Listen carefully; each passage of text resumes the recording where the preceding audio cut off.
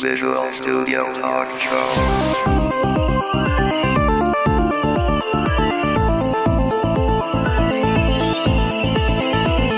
Visual Studio Talk Show est une présentation de la communauté .NET Montréal et de .NET Expertise. Visual Studio Talk Show. Bienvenue à une nouvelle émission du Visual Studio Talk Show. Le podcast où on discute d'architecture logicielle avec la plateforme Microsoft.net. Je m'appelle Mario Cardinal. Je suis à la conférence TechEd, celle d'Amérique du Nord, qui cette année a lieu à Atlanta, en Georgie, donc aux États-Unis. Et je suis très chanceux parce que sur ma route, j'ai rencontré des Québécois qui eux autres aussi assistent à la conférence, dont le premier que je vais tout de suite présenter, c'est Éric Côté, qui, pour nos auditeurs qui ont déjà écouté les émissions des années 2004-2005, est une figure connue, ou en tout cas, une voix connue, parce qu'à l'époque, tu étais co-animateur, Éric.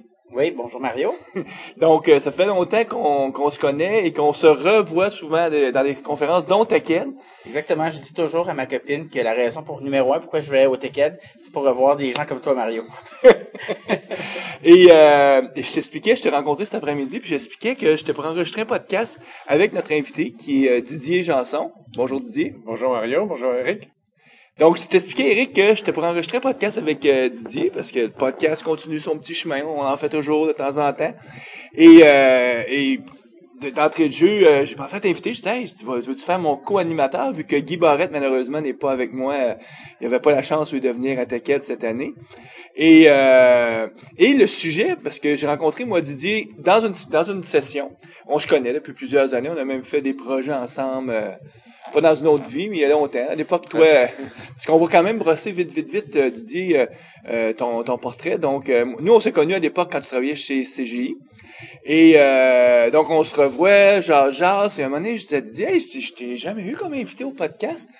Ça t'intéresserait-tu de participer? Puis, on discutait à un moment donné, on se rend compte que c'est un bon sujet pour être justement d'expliquer pourquoi participer à une conférence.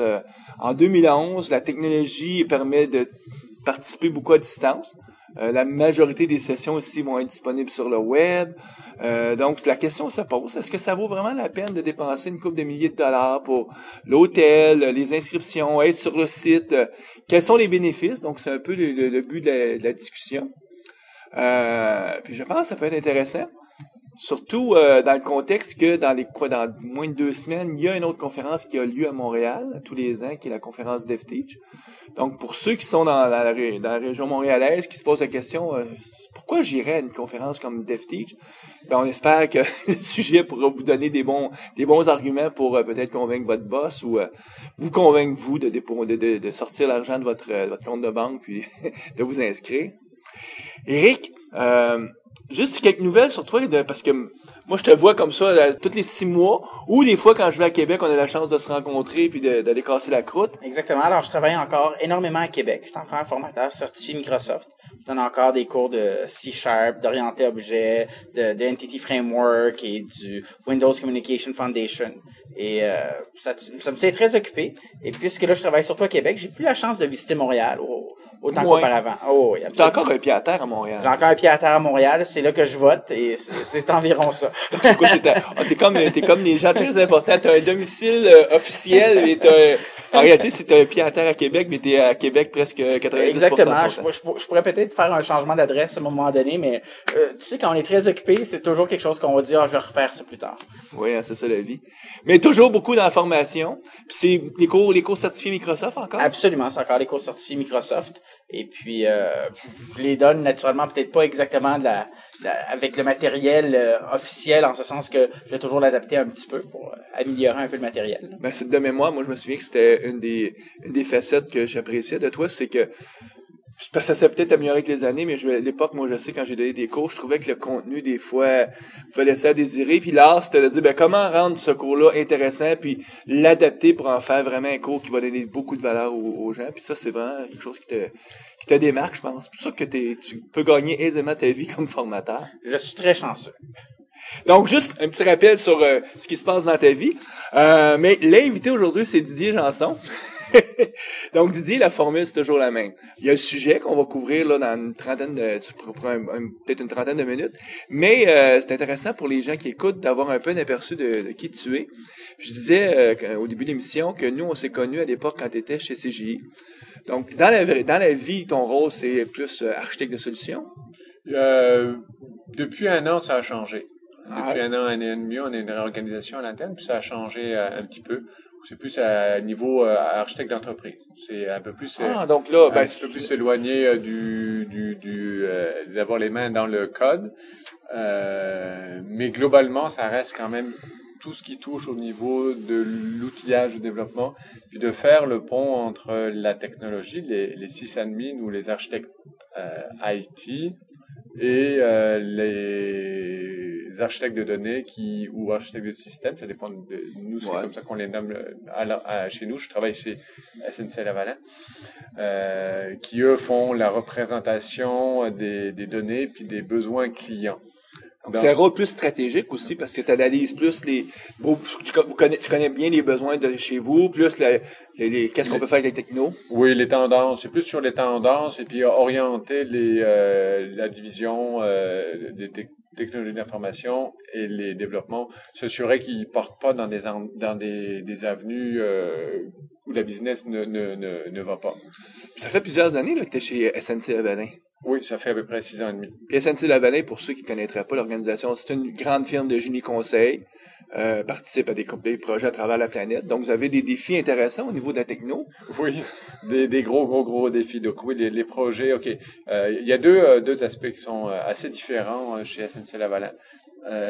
Premièrement, la distribution géographique, où on a des projets qui sont assez loin, avec des bandes passantes qui ne sont pas du tout ce qu'on a en Amérique du Nord, ou qui sont même dans des pays où c'est le gouvernement qui contrôle les bandes passantes, où on doit passer par leurs infrastructures.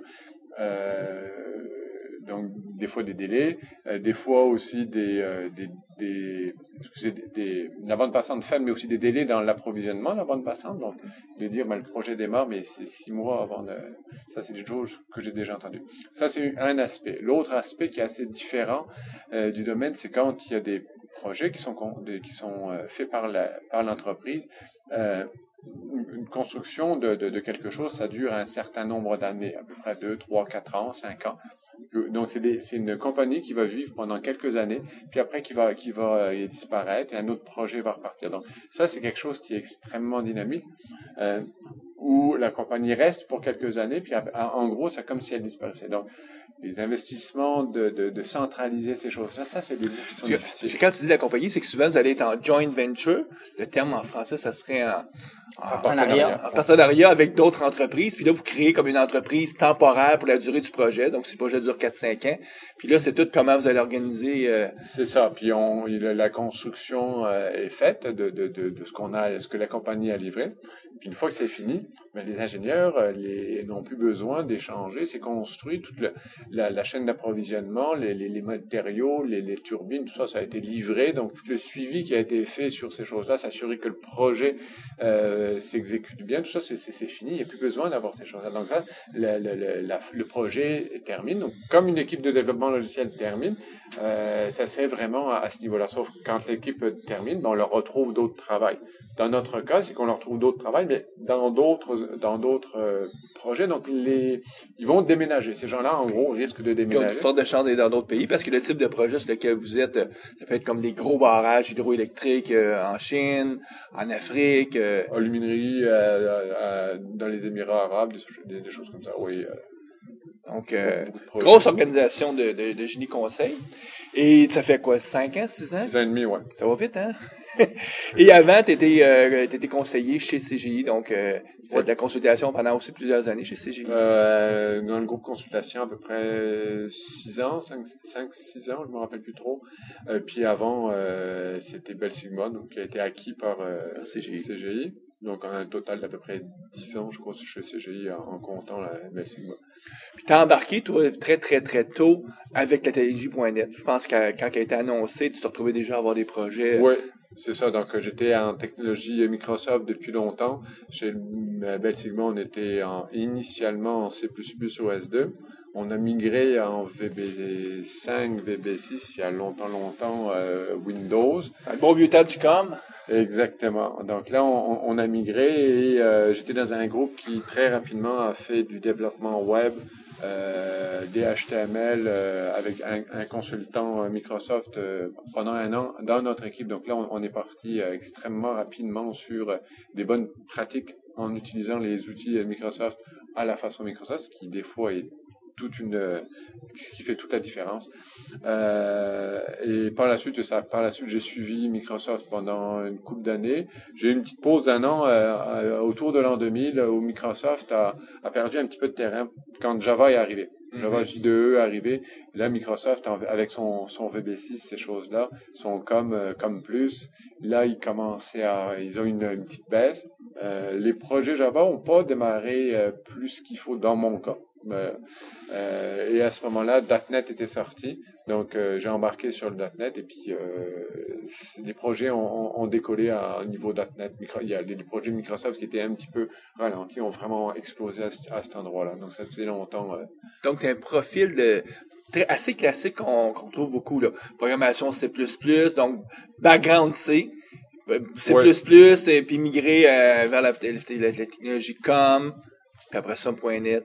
Et de plus en plus faire de l'architecture, puis là même plus au niveau entreprise, donc une vision plus stratégique. Oui. Écoute, nous on fait une pause.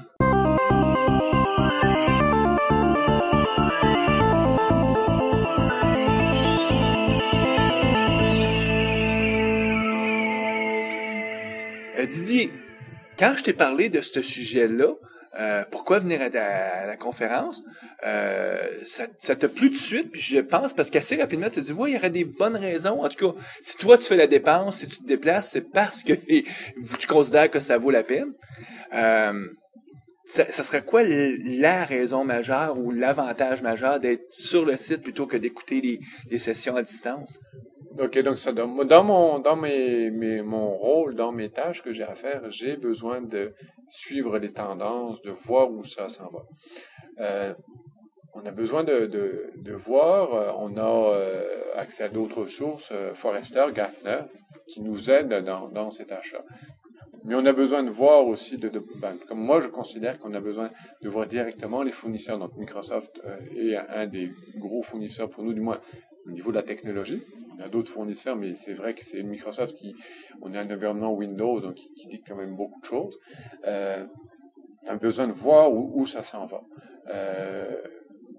Pour être en mesure d'aller chercher l'information à la source, éviter d'avoir des gens qui représentent, qui expliquent qu'ils ont lu ça, puis que finalement, puis là, ça c'est dilué, puis c'est flou un petit peu. Donc là, on peut parler directement avec les gens de Microsoft. Je me rappelle plus au keynote, ils ont annoncé qu'il y avait 600 à 800 personnes de Microsoft qui sont présents sur le site. Ça, c'est une source incroyable d'informations.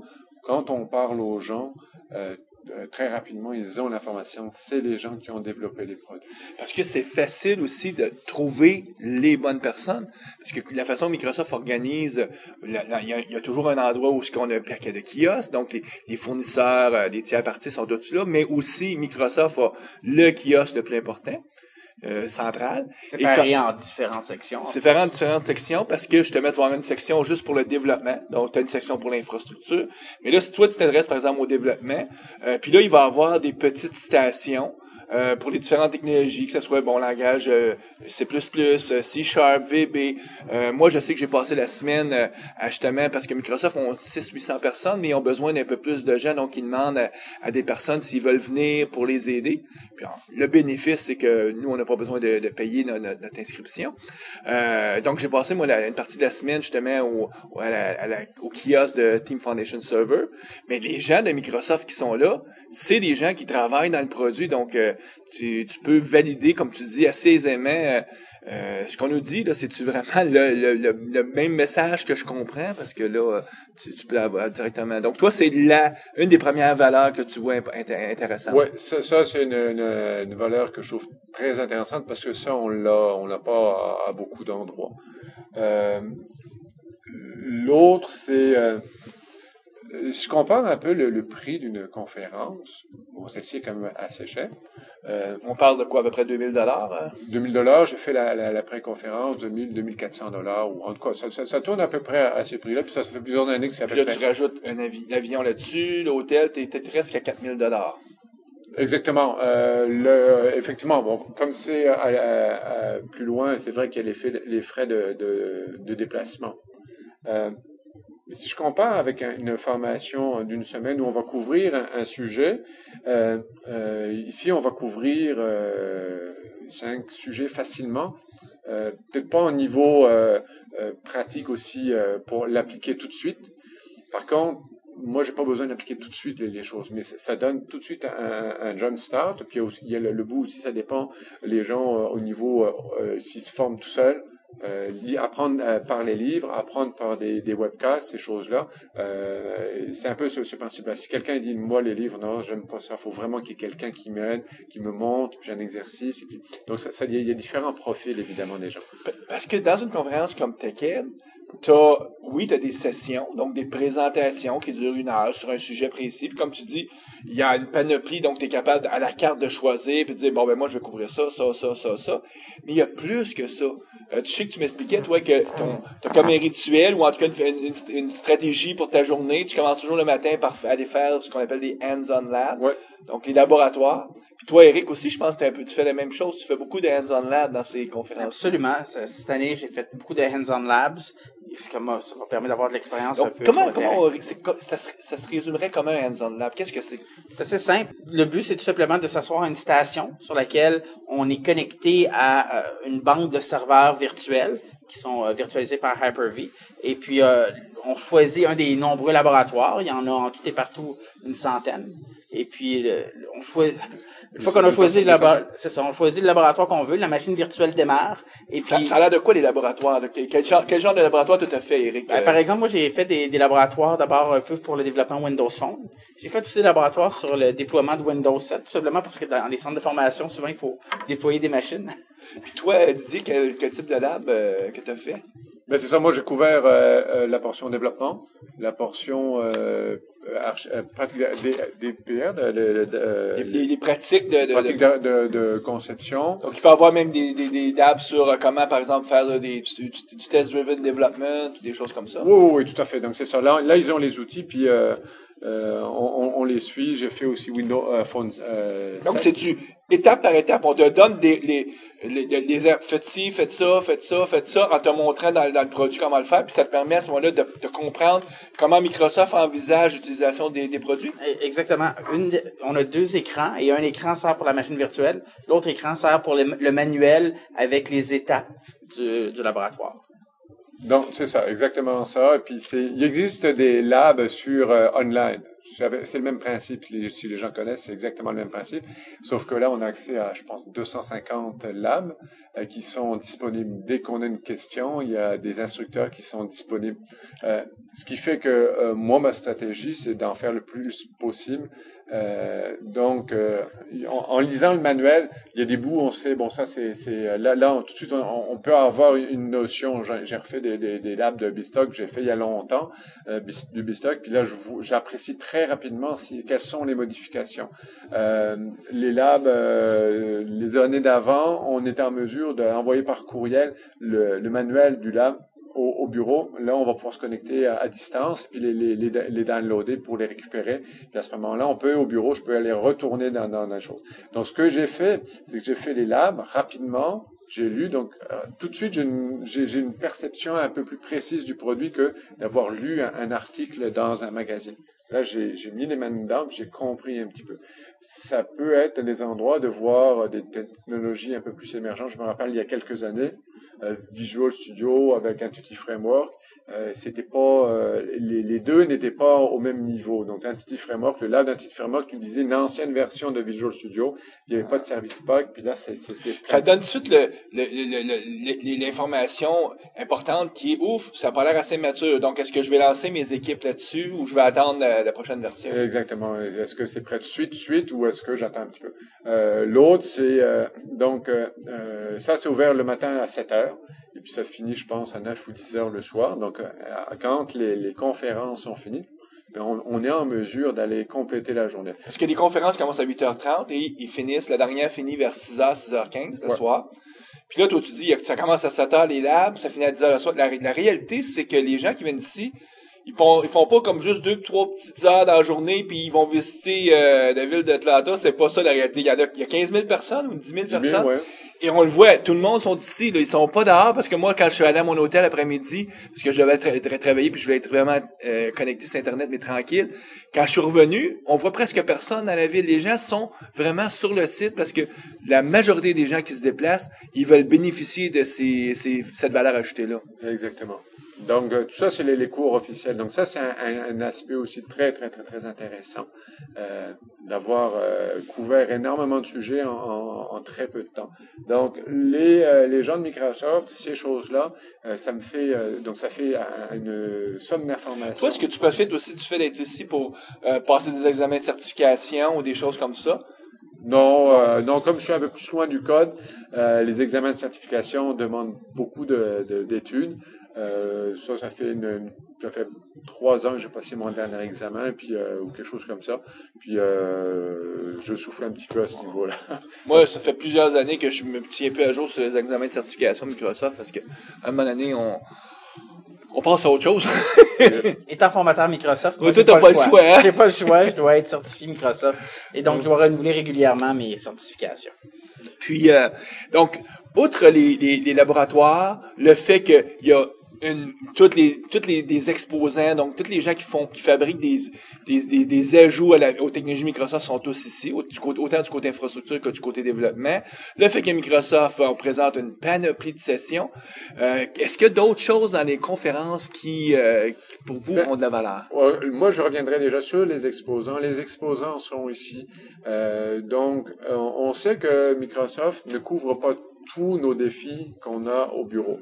Puis là, Microsoft le reconnaît très bien qu'il y a des produits, des third parties, ils appellent les parties tierces, qui vont compléter les outils, puis il y a des zones que Microsoft n'adresse pas à court terme. Donc, de les voir sur place, là, ça peut être très intéressant pour aller compléter, parce qu'autrement, on est sur le web, et sur le web, il faut visiter des sites web de compagnies. On sait pas où est la compagnie, on sait pas trop qu'est-ce qu'ils font, c'est pas Là, on parle aux gens qui, eux aussi, ont fait le produit très souvent, parce que c'est des gens techniques qui vont aux conférences. Donc, s'ils envoient un vendeur, très rapidement, le vendeur sera pas à l'aise, ils vont se faire poser beaucoup de questions. Ils en ont dans les kiosques des gens qui sont un peu plus vendeurs puis un peu plus techniques. Puis des fois, au bout de 2-3 questions, quand on a vraiment un problème qui est vraiment très concret, rapidement, ils vont chercher le gars la fille qui est responsable du produit. Puis on a les réponses. Puis là, on est en mesure d'évaluer tout de suite si le produit va satisfaire nos besoins ou pas. Moi, je sais que je suis ici, entre autres, aussi pour Urban Turtle. Je travaille avec l'équipe Urban Turtle.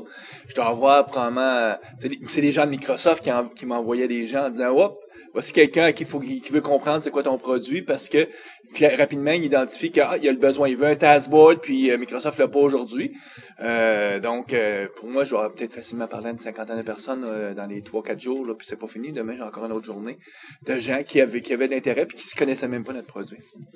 Donc, souvent, c'est ça aussi, on peut découvrir, il y a un tel produit, je connais pas. Ou, même des fois, est-ce que je me trompe? Juste saisir la perception de qui sont vraiment les joueurs majeurs. Tu sais, souvent, sur Internet, tout le monde peut avoir une belle facette, beau site web, ils ont l'air gros. Puis quand tu arrives ici, tu te rends compte qu'ils ont juste un petit kiosque de 10 par 10, mais son autre compétiteur, lui, a un kiosque de 100, tu sais, gigantesque. Donc, tu vois que, eux autres sont en très bonne santé financière, donc il y a des chances que ce soit eux le joueur majeur. C'est une autre façon aussi rapidement de saisir. Ça peut être aussi quelque chose comme ça, de voir un petit peu, l'apprécier, l'éventail de produits qu'ils peuvent offrir. Oui. Les kiosques Microsoft ont aussi les derniers produits qui sont installés. Donc, ils ont versions qui ne sont pas encore disponibles pour personne, en tout cas pour les gens comme nous, même avec des licences MSDN, des nouvelles versions. Ils ont Internet Explorer 10, des choses comme ça, où évidemment, nous, on n'a pas forcément le temps de l'installer, ni dans l'infrastructure, parce que ça, c'est encore des versions qui sont pas finies. Les nouveaux produits de SQL et compagnie, toutes ces choses-là, ils les ont, donc on peut les voir très rapidement, et puis de voir, d'anticiper qu'est-ce que sera notre expérience dans 1 an, 2 ans, dépendamment de la vitesse où on va être en mesure de le déployer à l'interne. Est-ce que tu as la chance aussi de rencontrer d'autres gens pour avoir des discussions sur des tendances ou ces choses-là? Est-ce que c'est quelque chose qui... Non, ça, j'ai pas avec mon agenda qui est très chargé, j'ai pas eu l'occasion encore de rencontrer, de développer cet aspect-là. Les besoins des gens sont quand même très différents. L'aspect Amérique du Nord aussi est très différent. Il y a des gens, j'entends beaucoup ici sur le cloud, où c'est vraiment le discours de Microsoft que les gens suivent.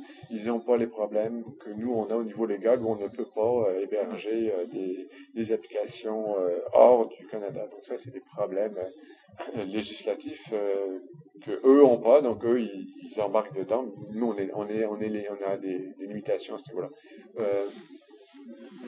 Donc ça serait un petit peu les bouts. Parce que chez moi, personnellement, outre le fait que je profite du fait d'être ici pour enregistrer des podcasts, j'ai toujours beaucoup de discussions à côté sur mes sujets à moi qui m'intéressent, avec d'autres experts, où est-ce que là, on profite justement du fait qu'on peut se resynchroniser, dire, bon, ben, où t'es rendu, toi, dans tel cheminement, qu'est-ce que tu penses de ci, puis on valide souvent nos perceptions, nos idées ou sur comment la technologie avance à certains niveaux. Ça, je le fais au bureau. Au bureau, je fais partie de Réseau Action TI. Ah oui? Qui là, on se rencontre différentes compagnies du Québec. Donc, ça permet d'avoir... là, on peut aborder tous les aspects de dire, telle technologie, c'est super intéressant. Puis là, ça nous intéresse. Est-ce qu'il y a maintenant, localement, est-ce qu'il y a des gens qui connaissent cette technologie? Non, il y en a un peu moins qui connaissent, c'est plus à Québec, c'est moins à Montréal, plus fort. Donc là, ça permet, c'est bien beau de prendre la technologie. Ça, c'est beaucoup plus local, cet aspect-là. Donc, c'est pas ça qui t'amène à une conférence comme TechEd. Comme tu dis, c'est vraiment le fait que, l'accès direct aux équipes de Microsoft, là, c'est une des raisons premières. Est-ce que, moi, je sais que quelque chose aussi que j'apprécie, mais je vais valider avec vous si ça a de la valeur. Moi, c'est très difficile aussi dans ma vie, je suis fort occupé, de bloquer du temps souvent pour dire là, je vais me concentrer, je vais focusser sur certaines choses en particulier et bloquer comme 4 journées où je ne fais que du TechEd. Donc, ça a une certaine valeur dans le sens que je peux facilement justifier, dérangez-moi pas pour d'autres choses. Je suis à Atlanta, puis je suis en train de circonscrire certaines des problématiques qui sont difficiles des fois de geler du temps dans mon agenda. C'est vrai pour vous aussi? Tout à fait. Tout à fait, puis je dirais même ça, c'est l'aspect de voyager, d'être à distance, qui nous détache du bureau, du quotidien du bureau, et nous permet justement de reprendre une page blanche et de dire comment on ferait les affaires. Donc, de se remettre en question, les choses qu'on fait, dans le but d'identifier les aspects qui vont être intéressants, qui pourraient être intéressants à changer. Parce qu'après, il y a la gestion du changement qu'il faut faire, évidemment. Mais de prendre du recul, c'est extrêmement intéressant. Autrement, on court, on suit des webcasts, avec des podcasts maintenant, vidéo. On peut regarder ça dans le bus, c'est extrêmement facile. Mais c'est pas c'est pour ça aussi pourquoi je viens aux pré-conférences, ça me permet de décrocher une journée d'avance, d'avoir un sujet, une journée sur un sujet complet. Et puis après la conférence, là, je suis vraiment parti. Donc, t'as fait une pré-conférence sur quel sujet qu'à ce moment-là qui t'intéressait? Oui, c'était sur la modularisation dans la conception, et puis la suivi de projet de ces choses-là. J'avais déjà assisté à une session de ce gars-là il y a plusieurs années. C'est qui donnait cette pré-conférence-là? Yuval Lowy.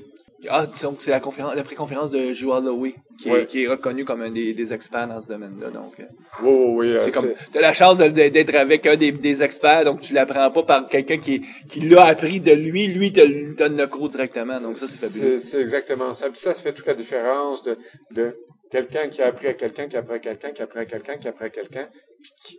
Là, il te donne la source, à la source d'information. Tout à fait, il te dit, faut l'adapter dans ton envergure, mais il te donne le but, la façon de le faire native. Voici la vraie réalité. Puis habituellement, ce sont aussi des très bons formateurs. Là. Ils sont pas ici parce qu'ils sont pas bons, là, ils sont dans les meilleurs aussi. Donc la journée passe très vite parce que c'est pas qu'il y a des gens qui vont t'endormir. Oui. Moi aussi, j'ai eu la chance d'aller voir la pré-conférence. Moi, c'était la pré-conférence sur l'apprentissage de Scrum avec Richard Handhausen. Ouais. Que tu avais connu toi depuis longtemps, que tu as fait plusieurs années. Absolument. Tu as déjà fait longtemps, fini un party tard avec lui, hein? Absolument. Il se rappelait encore de moi.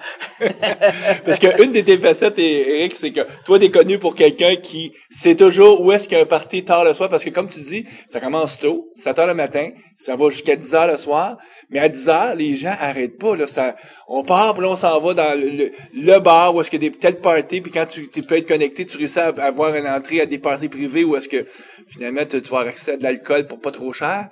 Puis là, ben, si tu as le malheur de festoyer jusqu'à minuit, 1h du matin, le lendemain matin, bientôt, hein? Mais je dois avouer quelque chose, ça fait depuis longtemps que je fais ces conférences-ci, là. Ça fait déjà, ma première remonte déjà à 2001 ou 2002. Ouais.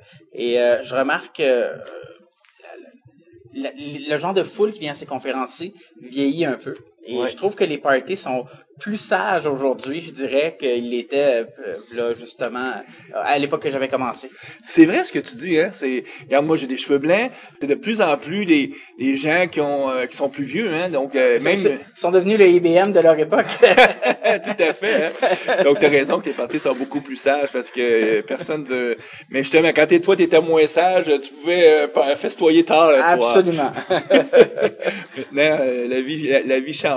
Eric, toi aussi, je pense, le fait de pouvoir bloquer du temps, parce que toi, tu l'as planifié à l'avance, tu te dis, bon, mais là, je vais être ici, puis là, je vais vraiment pouvoir couvrir beaucoup de technologies rapidement, puis ça te sauve finalement du travail dans les semaines qui suivantes, parce que là, t'as comme focusé sur... C'est difficile, parce que moi, je suis dans un rôle où est-ce que je dois connaître plein de technologies, puis on pose toujours plein de questions, et à un moment donné, c'est où le formateur va se faire former. Alors, quand le formateur a besoin de se faire former, il retourne à la source, comme disait justement Didier, et moi, ça me permet de me ressourcer, ça me permet de parler avec des luminaires, ça me permet aussi en même temps de savoir, de valider à quel point que ce que j'apporte aux gens a une valeur par rapport au marché. Alors, par exemple, une des choses que j'ai découvert durant la semaine, c'est que auparavant, on parlait beaucoup, par exemple, Microsoft parlait beaucoup d'agilité, mais c'est toujours à travers leur modèle MSF. Et là, maintenant, ils ont changé ils ont changé leur discours complètement depuis. Là, il avait commencé un peu l'année passée, mais là, cette année, c'est vraiment bien engagé. Là, pour maintenant, l'avenir est Scrum. Ouais, Scrum, et même, je dirais, ne pas avoir peur à adapter son Scrum pour avec tout ce qui est les approches Lean, Kanban, parce que dans la grande entreprise, il y a des défis là, à implanter Scrum.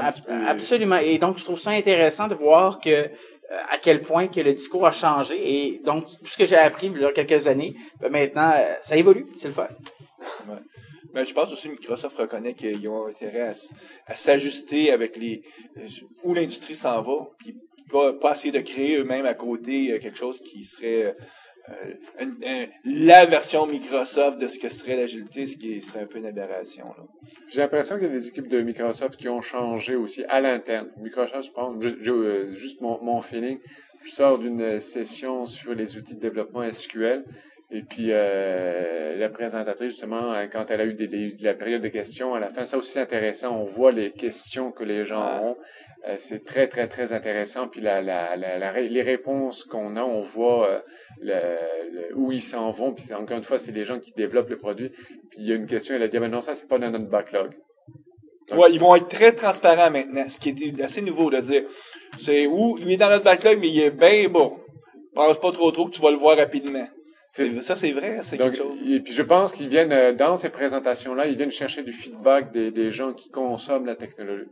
Donc là, ils voient quels sont les défis que les gens ont concrètement dans le bureau. Puis, ils voient, il y a des endroits, ils disent, mais comment ça, vous n'avez pas la dernière version de Windows 7, il y a 9, et puis le blablabla.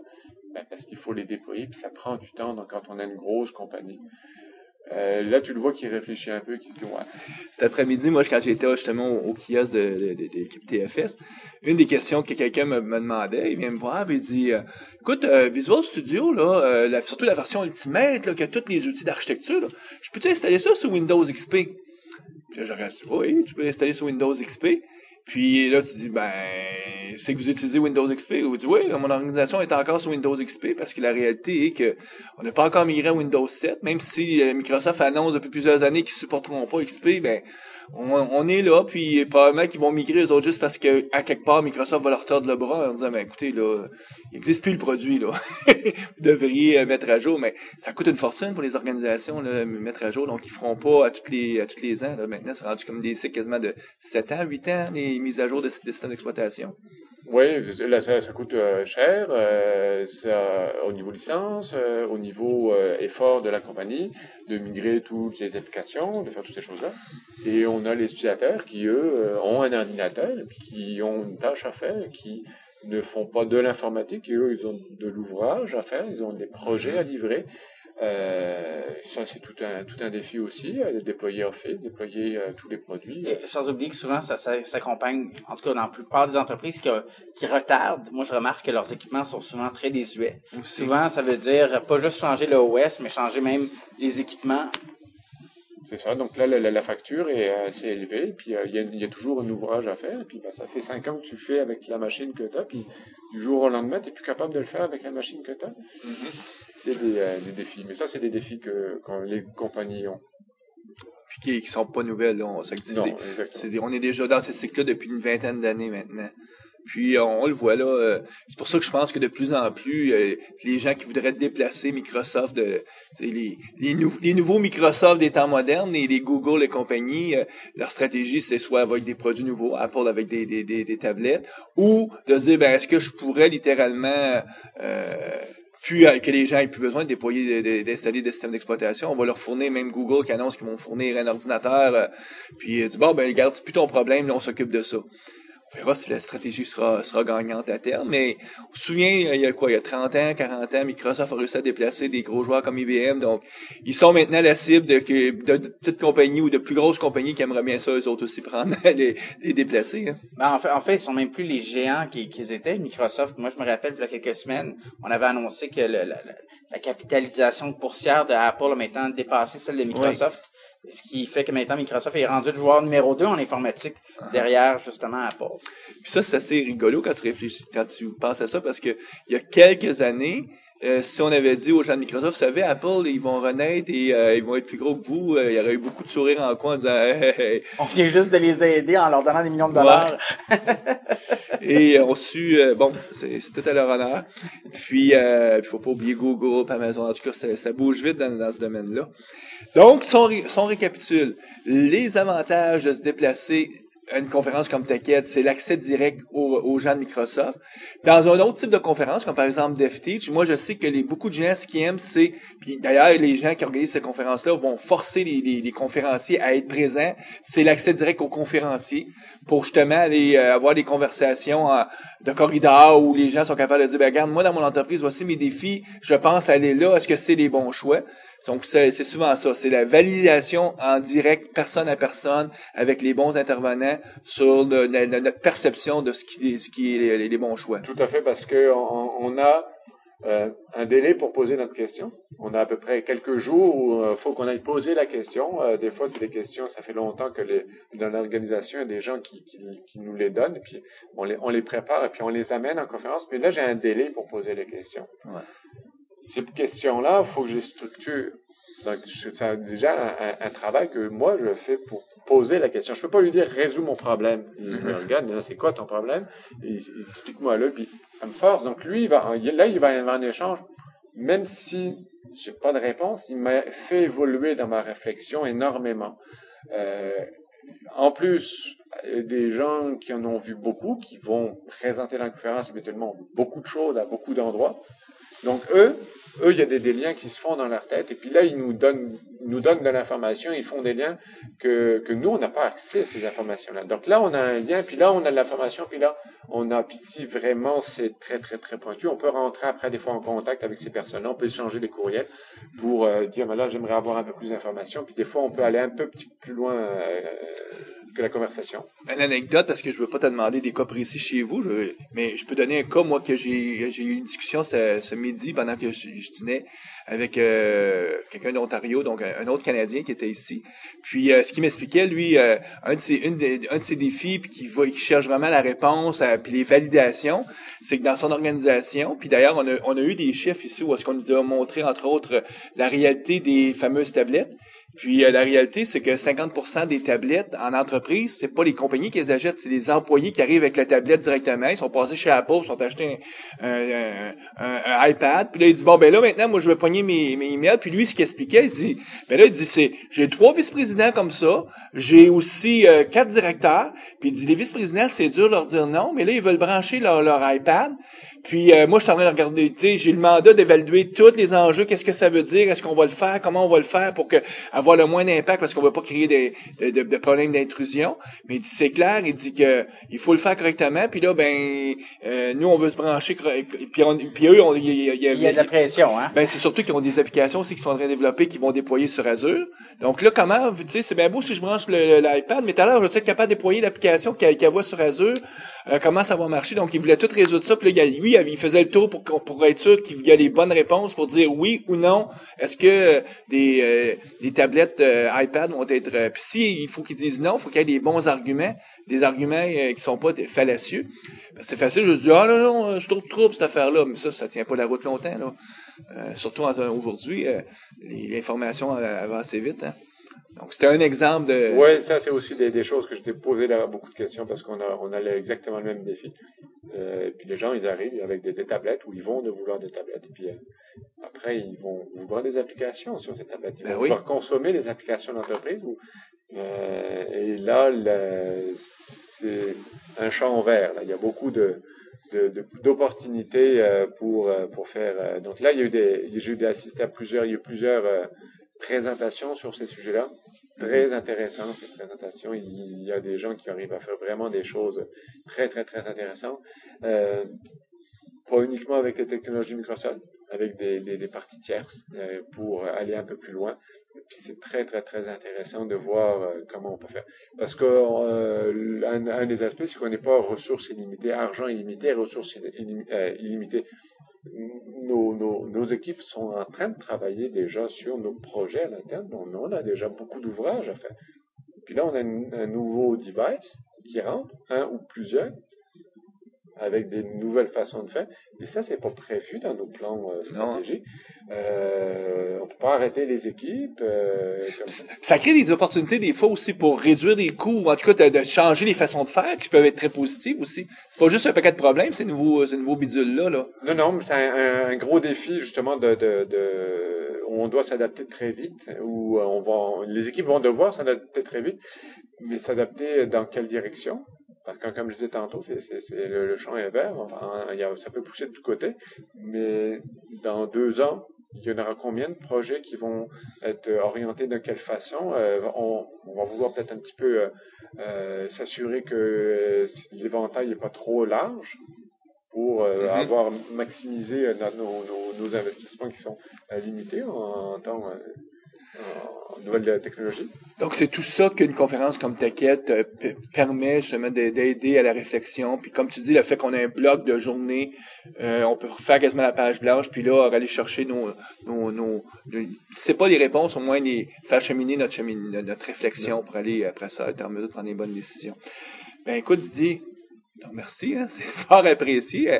De façon impromptue d'enregistrer un podcast, donc c'est bien. Donc là, nous, il est tard le soir, on n'est pas dans la journée, on est il est 7h, 7h30 le soir, parce qu'on voulait justement pas s'empêcher d'aller voir des sessions.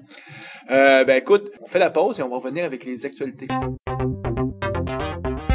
Assistez aux rencontres de la communauté .NET Montréal afin de parfaire vos connaissances des technologies.net et afin de faire du réseautage. Pour l'agenda des rencontres, veuillez consulter le www.netmontreal.com. .NET Expertise est un réseau de consultants indépendants et experts dans les technologies Microsoft.net.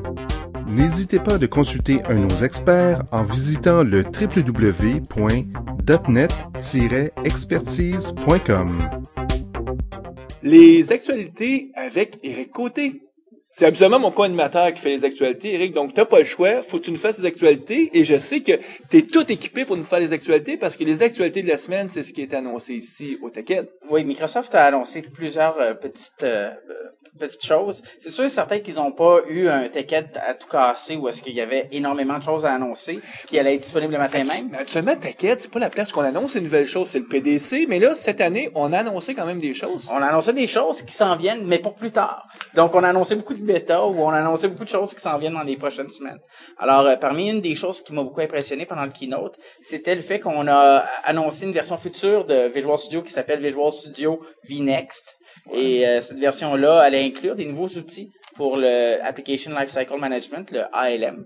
Et notamment, on a beaucoup amélioré, si je pourrais dire, l'expérience de pouvoir justement conceptualiser nos applications, de pouvoir justement gérer les tests et de pouvoir justement gérer les tâches.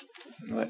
Je pense que Microsoft sent qu'ils n'ont pas une histoire très solide quand les gens leur disent « Nous, on fait de l'agilité, on fait du Scrum ».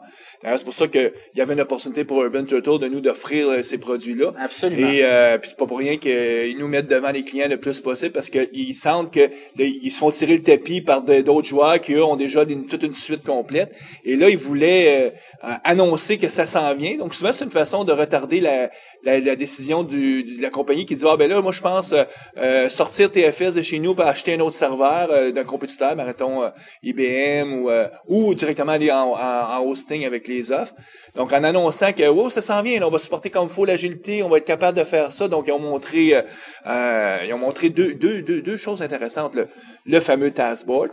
Oui, ce que absolument. nous, on fait dans Urban Turtle. Donc, si vous en voulez un taskboard aujourd'hui en 2010, ben, attendez pas la prochaine version. Tapez urbanturtle.com et achetez une note. Il coûte pas cher en plus. Absolument, il va coûter moins cher probablement que la VNext. Puis tu peux l'installer demain matin.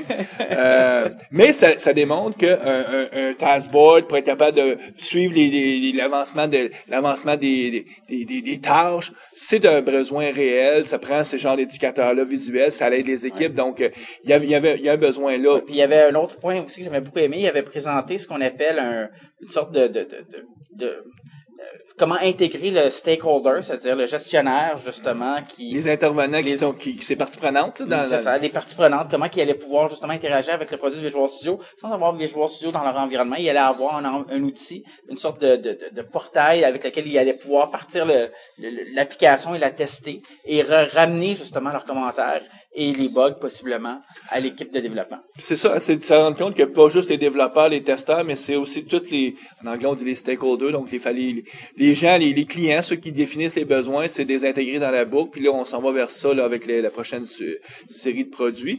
Ils ont aussi, dans le même domaine, ils ont présenté le nouvel outil pour faire du prototypage.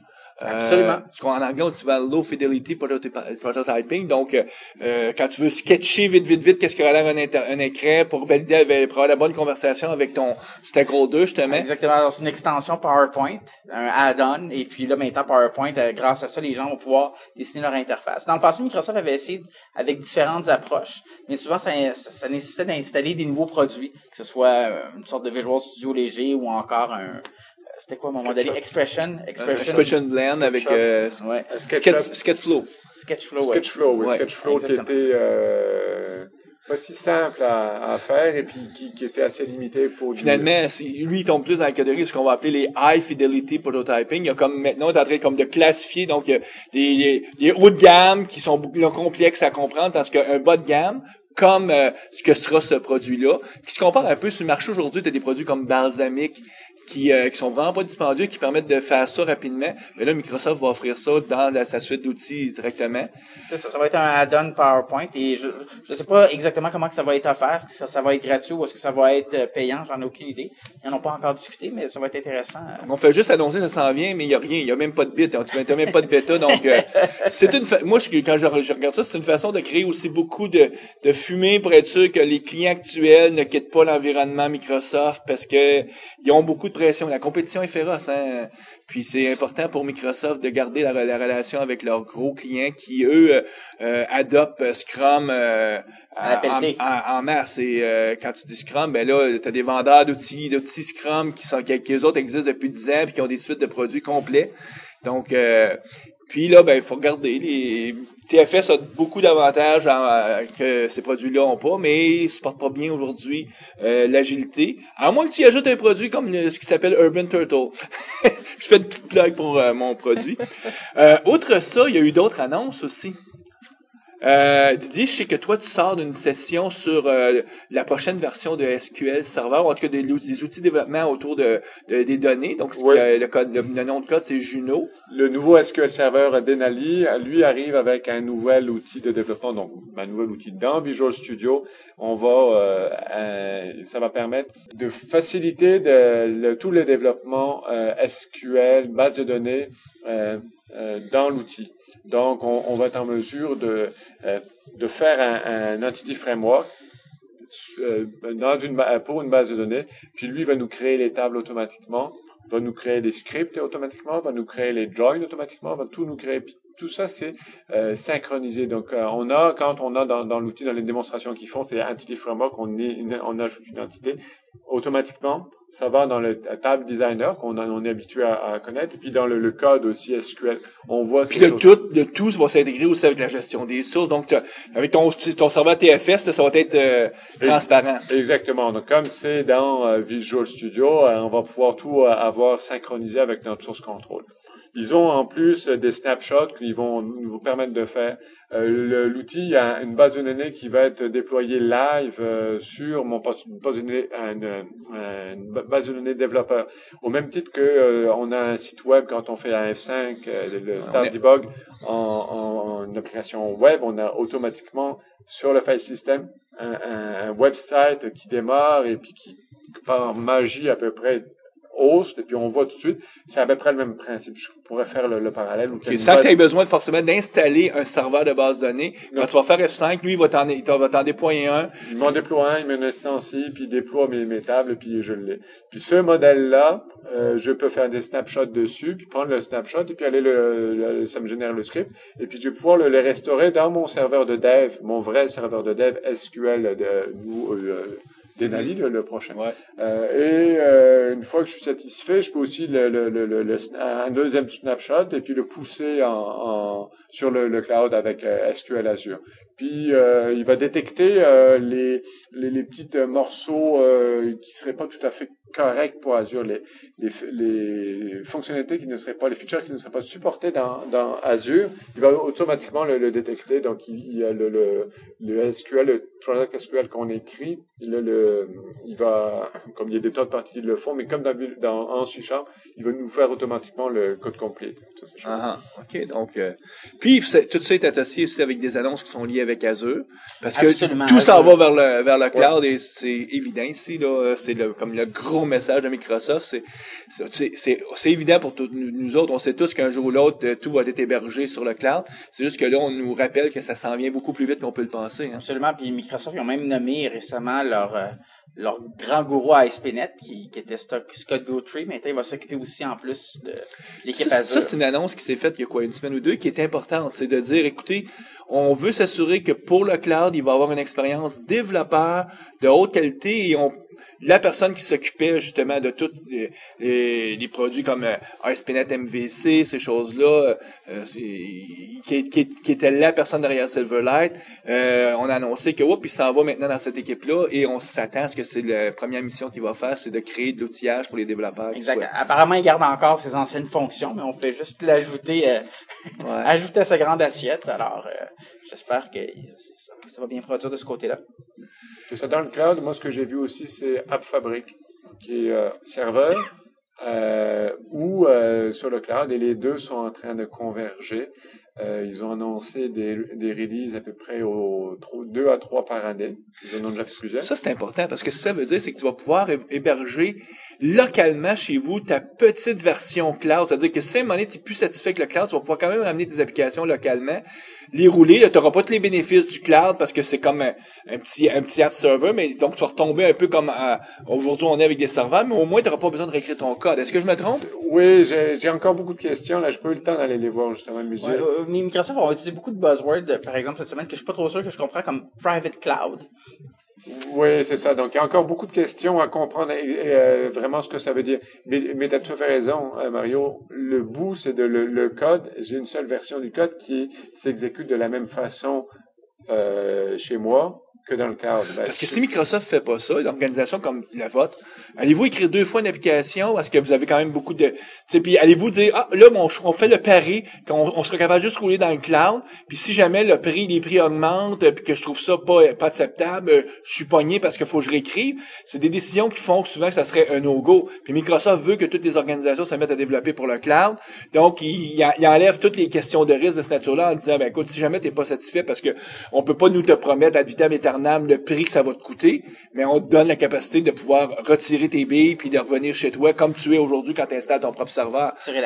Tirer la plug, puis donc Microsoft va essayer d'enlever toutes les barrières à l'entrée pour que les compagnies développent, dont une des grosses barrières, c'est pas avoir deux versions de code à faire. Puis ils le font donc en donnant ce qu'ils appellent la fabrique, qui lui amène, j'ai pas le détail exactement, mais en gros du caching, de la sécurité, ces choses-là, donc des services de base qu'on a besoin d'avoir, que les gens on veut pas forcément avoir toute cette infrastructure. Ben là, ils nous l'offrent, puis ils vont nous l'offrir, et puis à un moment donné, plus loin, on va pouvoir être en mesure de choisir si cette application on le met sur le cloud ou pas, puis on peut la mettre pendant 6 mois dans le cloud parce qu'il y a c'est un peu plus de on veut un peu plus de puissance et puis la débarquer parce qu'au bout de 6 mois, ou je te des données très sensibles que tu veux jamais voir sur le cloud, ben là, tu vas les voir, tu sais, c'est ça l'espèce de concept de private cloud, c'est-à-dire ce que tu ne veux pas qu'il soit déployé dans un autre pays parce que tu sais pas où est-ce que ça s'en va quand ça va sur le cloud, parce qu'on te promet que ça va être toujours avec des niveaux de performance et des choses, donc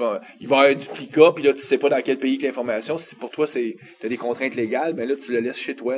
Dans ton building, en sachant que ce building-là, ben moi je contrôle, puis je suis capable d'assurer le gouvernement, par exemple, que ces données se promènent pas présentement un peu en Europe, un peu en Amérique du Nord, puis un peu en Asie, donc ils sont quand même des contraintes légales non négligeables. Là. Puis l'actualité que j'attendais à voir, c'était au niveau des tablettes Microsoft, de voir c'est quoi leur stratégie sur ça. Pour l'instant, c'est encore le silence total. Ce que Microsoft a annoncé à la dernière conférence Mix, c'est une conférence qui s'en vient au mois de septembre, qui est le prochain Professional Developer Conference, PDC. Exact. Et on s'attend là parce que est-ce qu'ils peuvent encore se permettre d'attendre des mois et des mois et des mois avant d'avoir une histoire qui a du bon sens du côté tablette? Pendant ce temps-là, Apple vend des millions.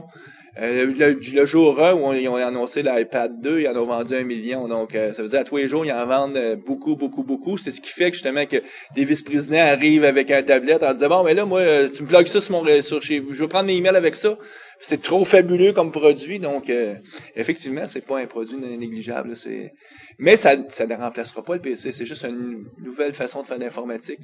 Comme les portables n'ont pas forcément remplacé les ordinateurs de bureau et comme les PC n'ont pas remplacé les mini, les mainframes, ce n'est qu'une évolution. Hein.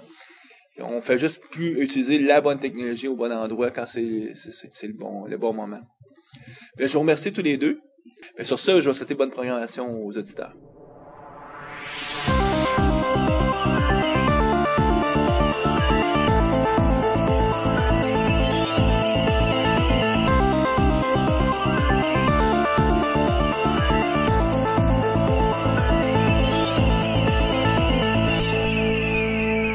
Visual Studio Talk Show.